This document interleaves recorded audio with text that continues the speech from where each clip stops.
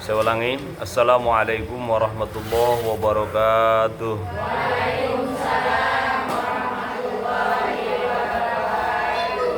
Bismillahirrahmanirrahim. Alhamdulillahirabbil alamin. Allahumma shalli ala sayyidina Muhammad wa ala ali sayyidina Muhammad. Rabbi shrah li sadri wa yassir li amri wahlul 'uqdatam min lisani yafqahu qawli. Baik, kita akan mulai taklim kita dengan mengucapkan Bismillahirrahmanirrahim. Kita buka surat Al-An'am ayat 92. Wa hadza kitabun anzalnahu mubarakum musaddiqul lima baina yadaylah. Itu ya. Namun sebelumnya kita bacakan Fatihah dulu untuk sang pembawa kebenaran ila hadratin Nabi Mustafa Muhammad SAW wa alihi wa azwaji wa zurriyyatihi. Al-Fatihah. A'udzu billahi minasy syaithanir rajim. Bismillahirrahmanirrahim. Alhamdulillahi rabbil alamin. Ar-Rahmanir Rahim. Maliki yaumiddin. Iyyaka na'budu wa iyyaka nasta'in. Ihdinas siratal mustaqim. Siratal ladzina an'amta 'alaihim ghairil maghdubi 'alaihim waladdallin. Untuk keluarga kita yang telah lebih dulu dipanggil Allah Subhanahu wa taala, ila hadrati jami'il qubulna muslimin wal muslimat, Allahumma ighfir lahum warwafi wafanhum. Al-Fatihah. A'udzu billahi minasy syaithanir rajim. Bismillahirrahmanirrahim. Alhamdulillahi rabbil alamin. Ar-Rahmanir Rahim. Maliki yaumiddin. Iyyaka na'budu wa iyyaka nasta'in. Ihdinas siratal mustaqim. Siratal ladzina an'amta 'alaihim ghairil maghdubi 'alaihim waladdallin. Untuk diri kita, semoga Allah Subhanahu berikan kesehatan. Majlis kita dijadikan majlis yang berkah, hasanah, thayyibah oleh Allah. Bi barakati umul Quran. Al-Fatihah. A'udzu billahi minasy syaithanir rajim. Bismillahirrahmanirrahim.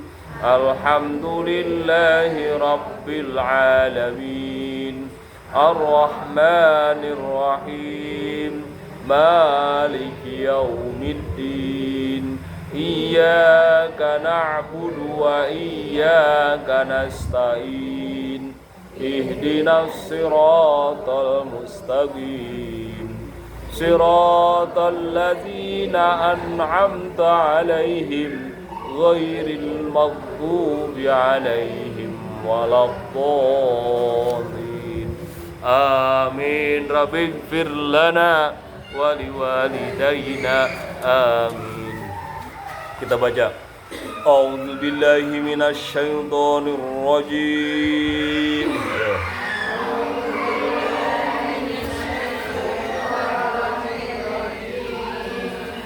Bismillahirrahmanirrahim.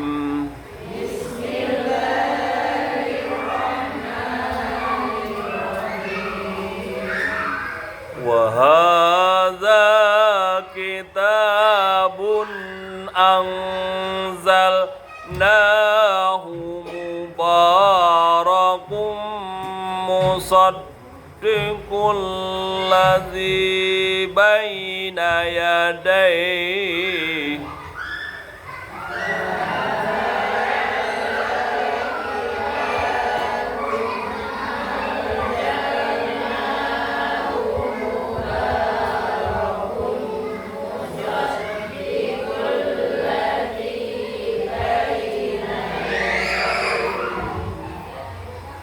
Walitunzira ummal qura حولها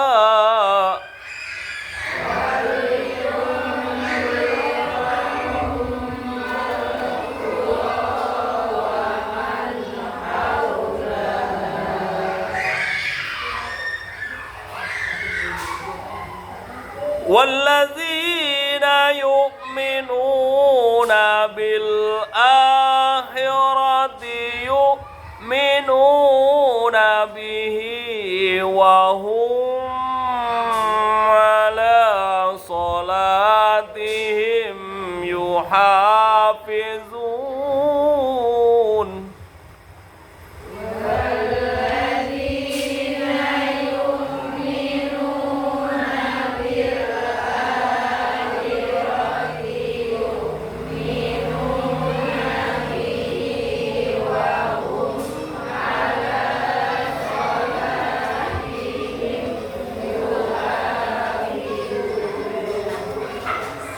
Sadaqallahul azim.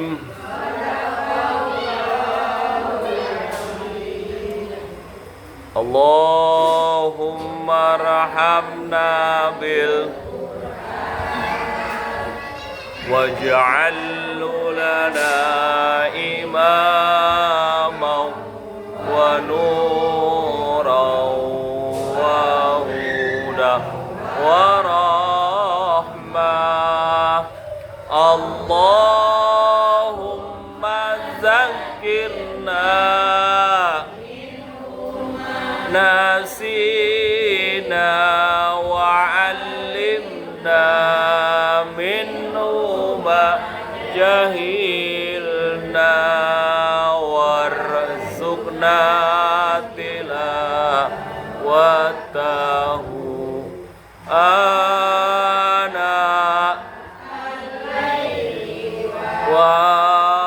atrafan nahar waj'alhu lana hujjatan ya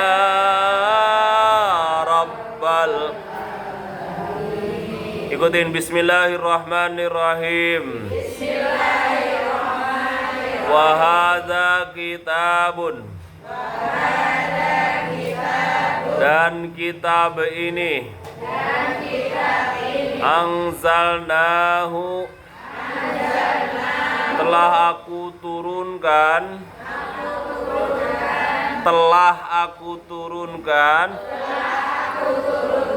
mubarakun, dengan penuh keberkahan, musaddiqun,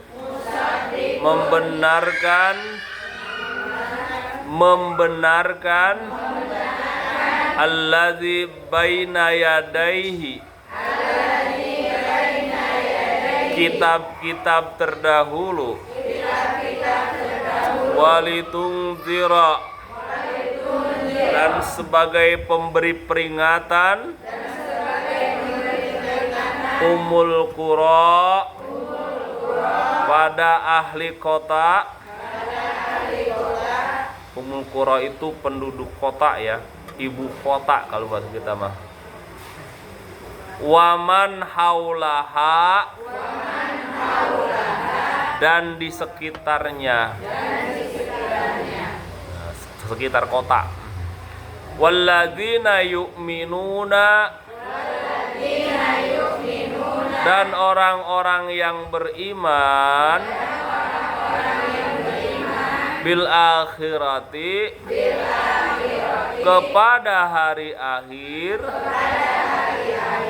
yu'minuna bihi, tentu mereka beriman kepada Quran. Wahum, dan mereka semua ala salatihim, terhadap salat mereka, yuhafizun, memelihara. Tuh. Saya kenapa baca satu ayat doang? Pertama, hari ini kita pembukaan, jadi jangan banyak-banyak dulu, nanti panas.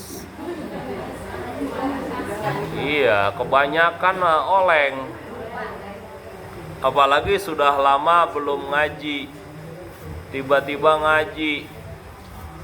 Nah, agak berat itu. Ya.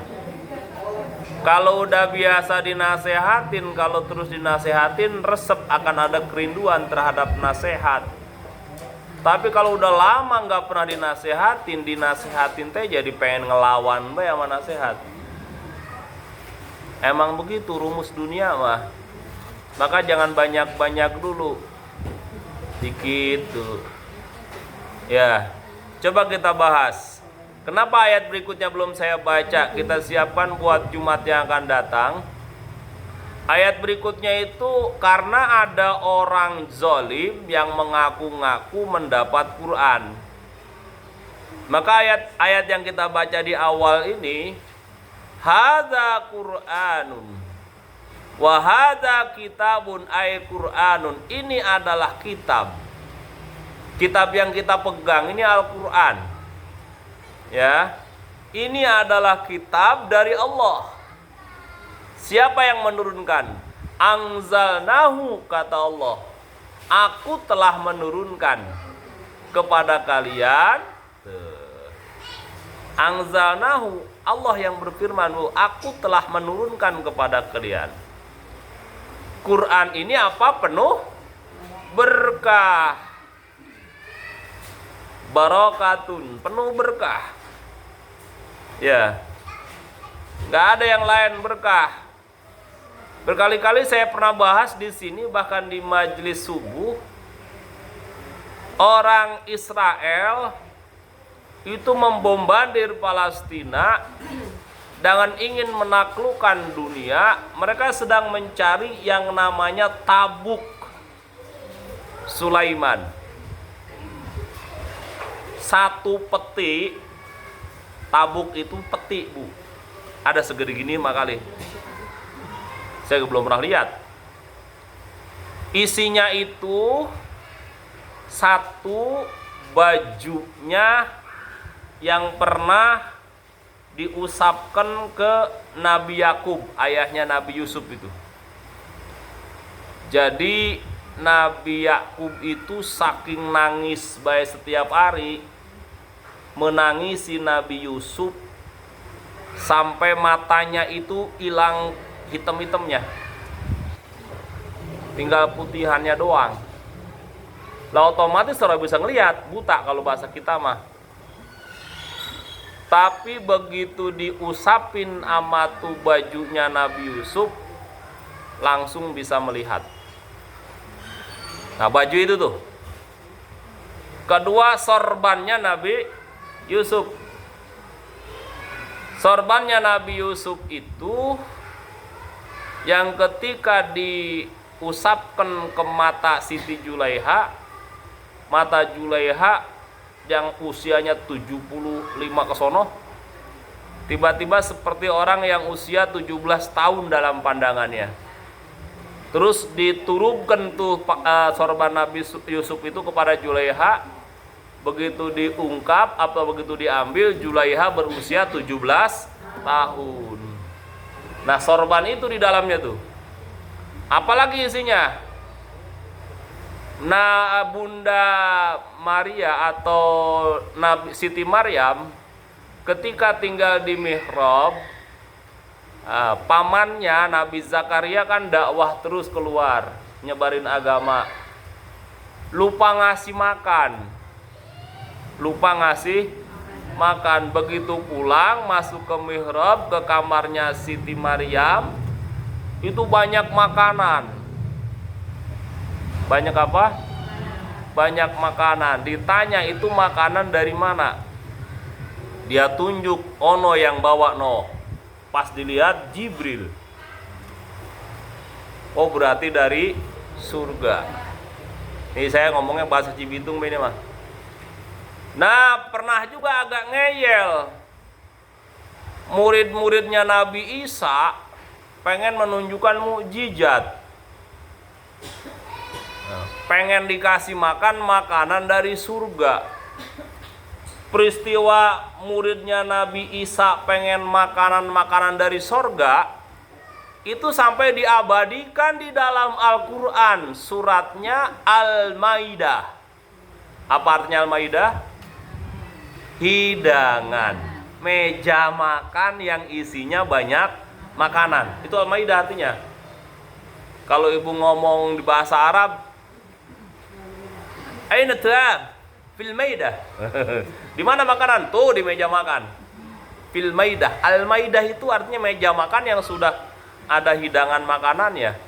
Coba dalam Al-Quran diabadikan tuh surat Al-Maidah. Karena ada satu peristiwa di dalamnya itu. Di dalam Al-Quran itu ada peristiwa murid-muridnya Nabi Isa itu pengen mukjizat Nabi Isa agar dikasih makanan dari surga. Tuh dikasih. Jamaah rahimakumullah. Dikasih makanan dari surga. Sisa makanannya itu dimasukin, ditabuk. Orang Israel punya keyakinan tabuk itu adalah keberkahan. Apabila memegang tabuk itu akan menguasai dunia, akan mengalahkan umat Islam. Tapi sampai sekarang belum ketemu. Sampai sekarang belum ketemu. Tapi ingat, Allah punya rencana lain. Allah turunkan Al-Quran mubarakun. Al-Quran yang penuh berkah. Saya ingat cerita B.J. Habibie almarhum. B.J. Habibie itu waktu kuliah di Jerman, dia tidak ranking 1. Yang ranking 1-nya itu orang Yahudi. Tuh. Dikit punya dikit, B.J. Habibie nanya, apa sih rahasianya tuh orang bisa ranking 1, baik orang bisa dikalahkan? Tanya punya tanya, usut punya usut, jawaban terakhir ini mah kisahnya ya, itu dia tulis tuh.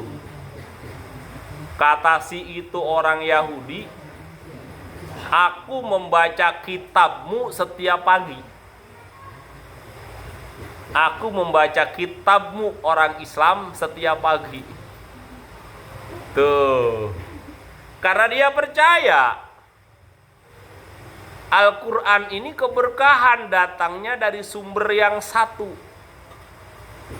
Cuma yang dia cari apanya? Keberkahannya doang, bukan ajarannya. Coba kalau ajarannya, dia beriman langsung masuk Islam. Ini mah kagak yang dicari, keberkahannya doang. Ajarannya kagak dicari. Ilmunya enggak diperdalam, agamanya tidak diimani. Salah.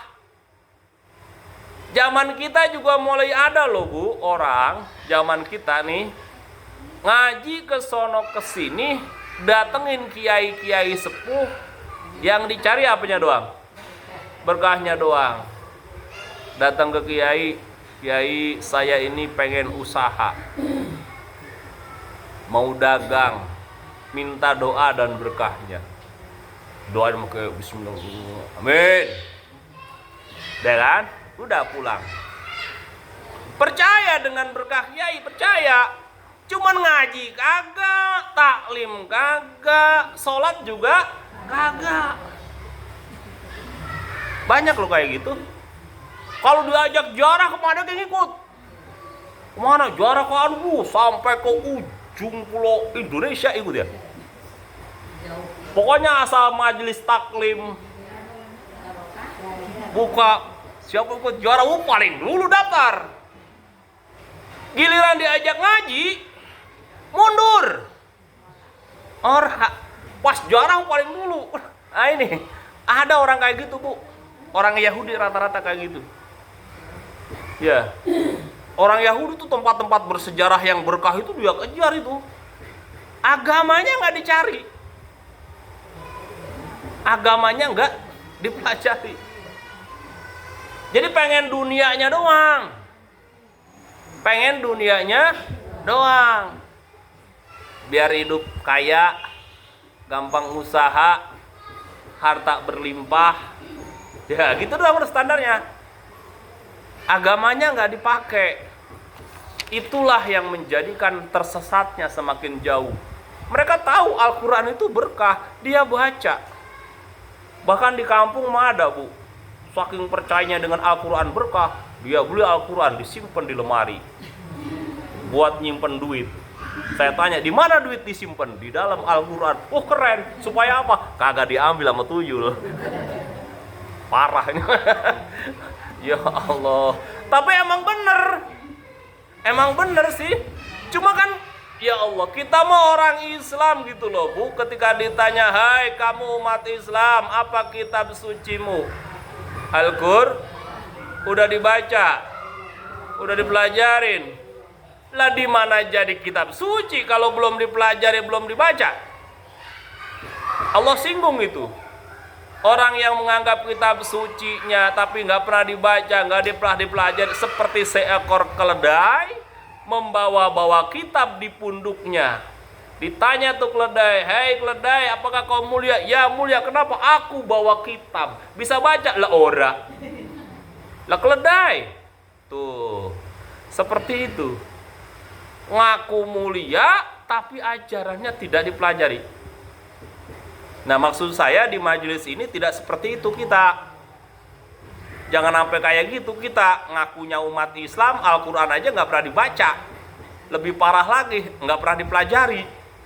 Lah udah setua ini belum pernah hataman Quran secara terjemah, belum pernah hataman Quran secara tafsir.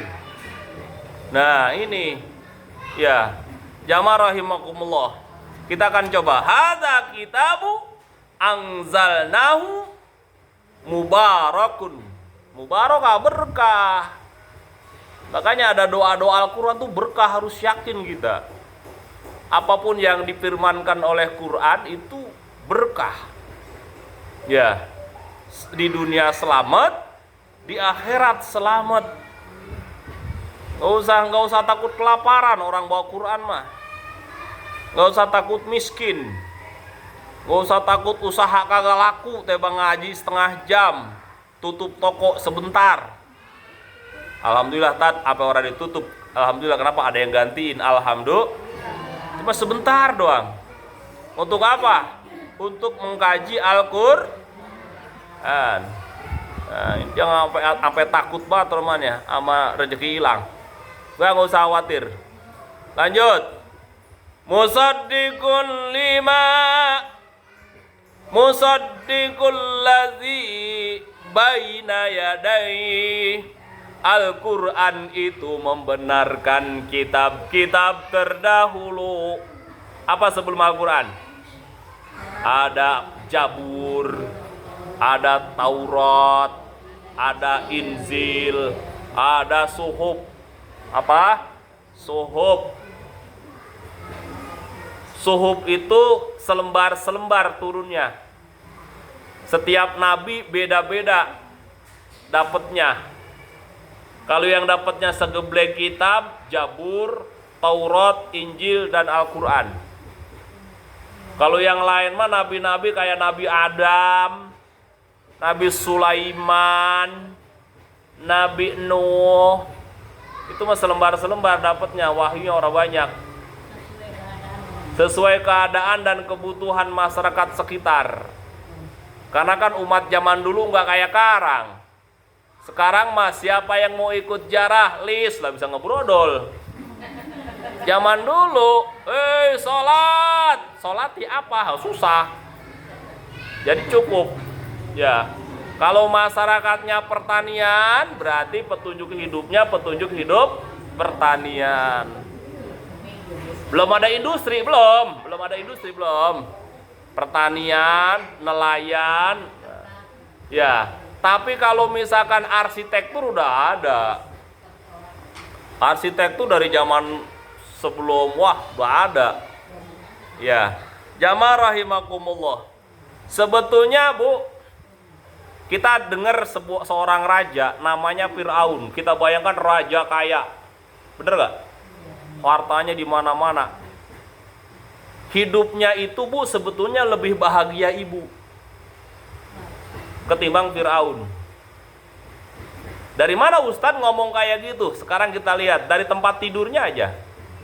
Ibu-ibu mah tempat tidurnya udah pakai kasur, empuk. Lah Firaun mau ada kasur. Di atas batu, tidur, ngelatuk. Itu udah paling mewah. Lah orang ada pabrik kasur. Zaman kita, orang yang paling miskin banget kipas angin mah punya. Lah zaman Firaun, lah orang ada kipas angin. Kalau pengen dikipasin, anak buahnya bawa kipas, soyok. Udah paling mewah. Lah kita mah ada AC. Udah nggak perlu pakai segala tenaga orang suruh ngipasin. Nah, kita masak tinggal pakai listrik colokin lah. Dia mau kudu tetap aja anak buahnya nyari kayu lah. Kalau dipikir-pikir kita lebih sejahtera Bu ketimbang raja-raja zaman dahulu. Saya kadang-kadang kalau jarak keliling nih ya, menyusur beberapa kerajaan di Nusantara, saya perhatiin enakan hidup zaman kita. Zaman dulu mah bagian katanya raja, jabatannya raja, tetep tempat tidurnya tebang dari batu, ngegelutuk. Ya, batu dirapihin tuh, kayak gitu. Iya, atau pakai kalau misalkan ada tempat tidur dari bambu, pakai balai. Nah, zaman kita ada spring bed, pakai per. Ke air dulu mah tetapnya ke sumur keluar, bagian katanya raja mau mandi keluar rumah ke sumur. Ada sumur raja katanya. Jauh lagi sumurnya, pinggir sawah. Gak ada mungkin bagian katanya rumahnya di gunung ke sumur, tetap pinggir sawah. Pemandian raja katanya. Kaputren tetapnya jauh-jauh. Nah, coba kita mandi aja ke dalam rumah. Dari mana-mana pengen berak, masuk ke rumah. Zaman dulu keluar pergi jauh. Aduh. Alhamdulillah, apa yang tidak lagi kita syukuri coba. Hidup zaman kita tinggal syukur doang, Ya. Al-Qur'an sekali lagi membenarkan kitab-kitab terdahulu. Karena semua kitab terdahulu, baik itu Injil, Zabur, Taurat, itu ajarannya sembahlah Tuhan yang satu, yaitu Allah. Semua sama. Tidak ada dalam kitab-kitab itu untuk menyembah Tuhan selain Allah. Tidak ada. Silakan aja dikaji sendiri. Di Injil, di Taurat, di Zabur, perintah nyembah Allah itu tidak ada untuk menyembah manusia. Semuanya hanya menyembah Allah. Nabi Isa yang disebut dengan Yesus, orang zaman sekarang berikutnya, itu memerintahkan sembahlah hanya Allah. Nah, kok sekarang mereka nyembahnya nggak Allah? Itu namanya penyelewengan. Terserah mereka, karena berbuat zolim. Lanjut, kita baca lagi. Al-Quran ini litunzira umul qura, sebagai peringatan kepada penduduk kota. Umul qura itu penduduk kota. Waman haulaha, dan sekitar kota, berarti desa. Kenapa disebutnya kota dulu? Kota orangnya banyak, desa orangnya dikit. Penduduk kota tuh umul qura dan haulaha, dan sekitar kota. Sampai juga tuh kepada kita. Kita ini orang kota apa orang kampung, Bu? Kota kita mah. Bu, kita orang kota apa orang kampung? Orang kota. Kota Cibitung. Lah bacanya gede banget tuh depan. Kota Cibitung. Maka jangan disebut orang mana, saya mau orang kampung Cibitung. Bukan, orang kota Cibitung. Biar sadar deh, bahwasan kita orang kota. Sekarang saya mau tanya, kita orang desa apa orang kelurahan? Kelurahan, berarti kita kota beneran. Lah kita mau bukan orang desa, makanya bukan orang kampung. Cuma tetap di kita mah bagian katanya di Jakartanya banget ya, di Jakarta. Kampung Melayu. Orang kampung. Kampung sawah. kampung rambutan, kampung semua bagian di kota banget ya. Apalagi kita kampung Cibitung. Kadang-kadang suka saya pikirin, Bu, kenapa nggak diganti kota Cibitung gitu ya? Jangan kampung, baik. Ya, jamaah rahimakumullah. Kita udah kategori umul qura, orang kota. Ingatin orang kota. Biasanya yang gampang dosa teh orang kota, bukan orang kampung. Orang kampung masih takut sama dosa. Orang kota mah kok nama dosa, lupa baik. Kelanggar baik bawaannya. Ya. Ya. Umul qura wa manau walladzina yu'minuna bil akhirah, kata Allah. Apabila engkau mengaku beriman kepada Allah, pasti engkau beriman kepada Al-Qur'an. Kalau engkau mengaku beriman pada Allah, pasti engkau beriman pada Quran. Gitu, Bu. Ya, kan kadang-kadang orang sama akhirat percaya, Bu. Iya, ya hidup gini-gini baik. Ntar suatu saat pasti mati. Ntar kita di alam mati ngapain ya? Gitu. Berarti dia beriman pada akhirat, Bu, tuh. Alladzina yu'minu bil akhirah. Nah, itu beriman tuh. Jangan begitu, tong. Hidup mah ada balasan. Berarti dia beriman tuh pada akhirat tuh. Orang yang beriman pada akhirat pasti beriman pada Quran. Kalau dia nggak beriman pada Quran, berarti bohong iman ke akhiratnya. Tuh, ya.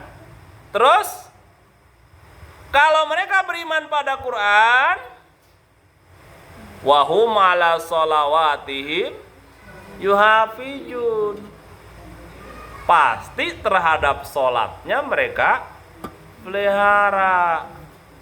Jadi orang yang nggak melihara sholat berarti dia nggak beriman.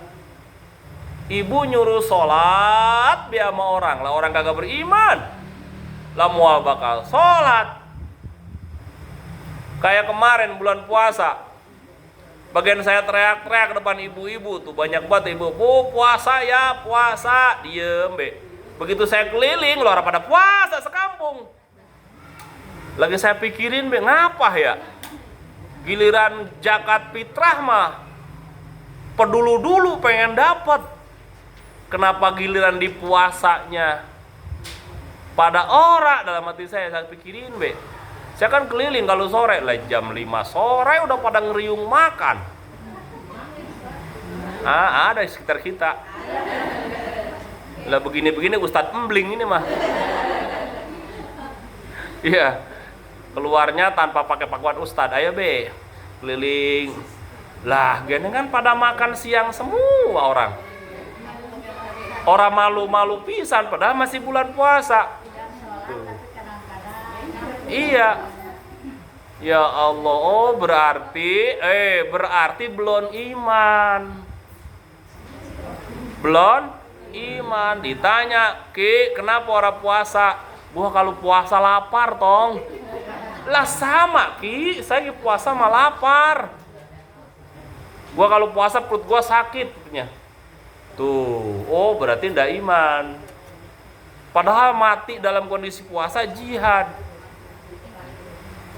Mati dalam kondisi ibadah. Orang mah dicari mati dalam kondisi ibadah. Ini mah takut sama ibadah. Tuh. La haula wala quwata. Nah ini, Bu, bicara sholat itu bicaranya iman. Orang kalau masih sholat berarti dia masih punya iman. Gitu saja. Orang kalau diajak susah banget sholat berarti imannya bermasalah. Makanya awwalu ma yuhasibu bihil abdu indallah as-sholat. Perkara yang akan ditanya oleh Allah di akhirat adalah urusan sholat. Gitu, sholat. Bagian dia pergi haji bolak-balik tiap tahun, kalau kagak sholat mah konor ada hajinya. Emang munggah haji ngapain, Bu? Sholat. Kita pergi ke Mekah umroh ngapain? Sholat. Tapi ada bu jemaah, bener ada. Emang orang pernah sholat kali ya? Punya duit, letih bang diem tidur di hotel. Ya Allah dalam hati saya. Pergi umrohnya, pergi hajinya belum karena iman, belum. Karena pengen tahu kayak orang-orang. Tuh, maka kita doain ya Allah bisa sholat, ya Allah. Kalau yang dapat hidayah, alhamdulillah pulang jadi ahli sholat. Alhamdulillah. Ya, kita doain aja, kita mah terus doain kali-kali dapat hidayah. Sebab bicara hidayah mahal bu. Bicara hidayah tidak bisa dipaksakan. Orang yang paling kita cintai pun kalau belum dapat hidayah ya pabuliut. Ya.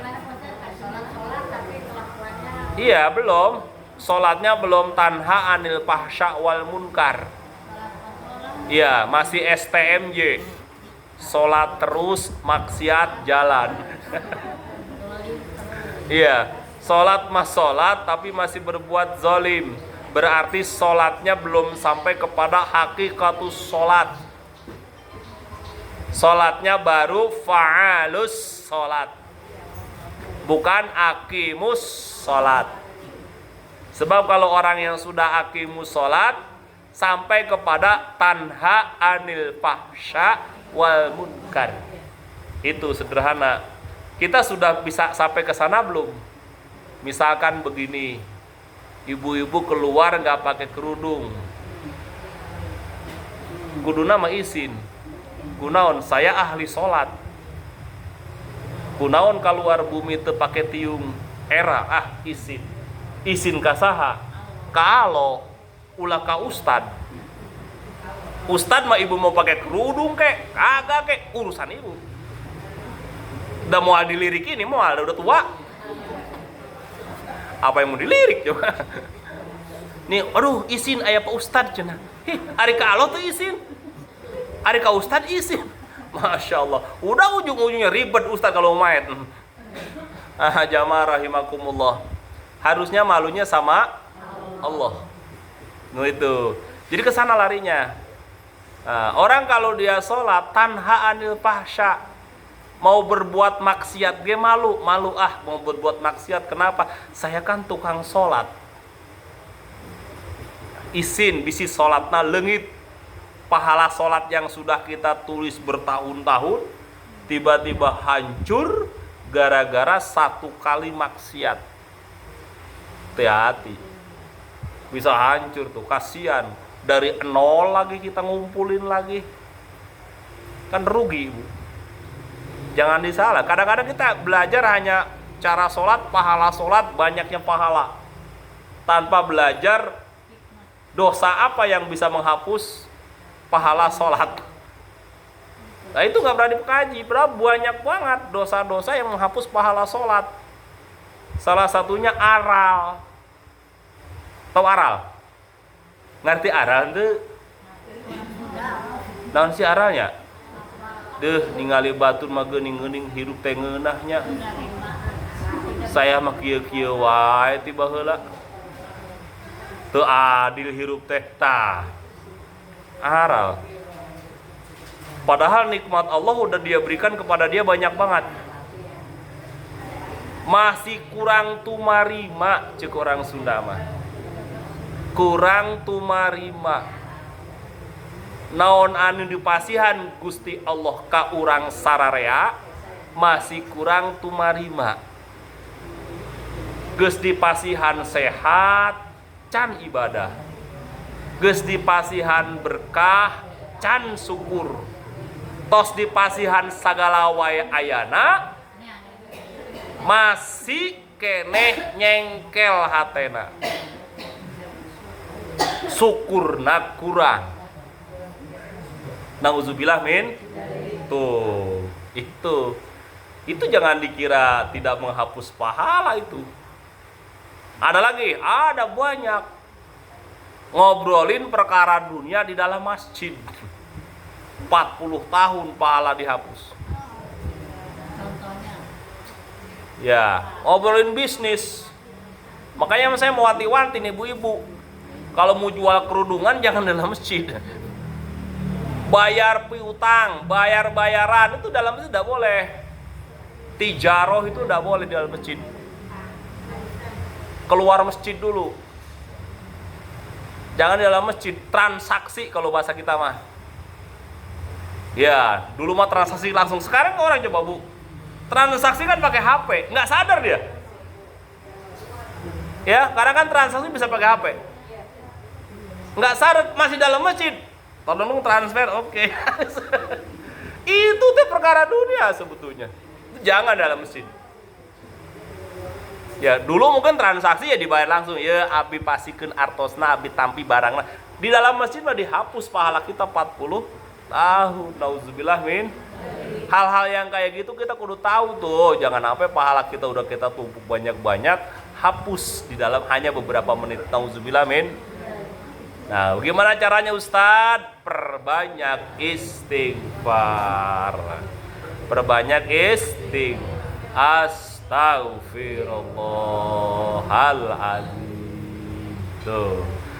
Terjadi keburukan pada diri kita, jangan nyalahin orang.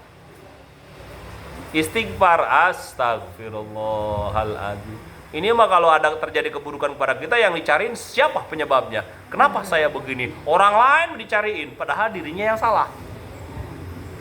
Kunci hilang aja yang disalahin orang lain, padahal dia lupa nyimpen. Ya, iya, yang lupa, padahal yang udah pikun kita, tapi disebut pikun orang mau. Emang gue udah pikun? Hah? Gue tuh masih muda, belum pikun. Lah ketahuan dia pikun.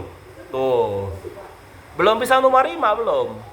Padahal umurnya udah 78 tahun, udah pasti hukum pikun akan terjadi. Tuh, belum bisa nerima, disebut pikun masih belum mau. Enak aja gue pikun. Gue kan masih muda, mas pikun. Ingat banget, gue inget banget. Ya karena udah lupa, geningan kunci hilang. Nah itu, belum bisa nerima. Nauzubillah min. Itu teh pelajaran dari Allah. Jamaah rahimakumullah, itu ya intinya. Orang yang beriman kepada Al-Quran, pasti mereka akan memelihara sholat mereka. Wallahu a'lam bissawab. Kalau ada yang mau ditanyakan, silahkan ditanyakan.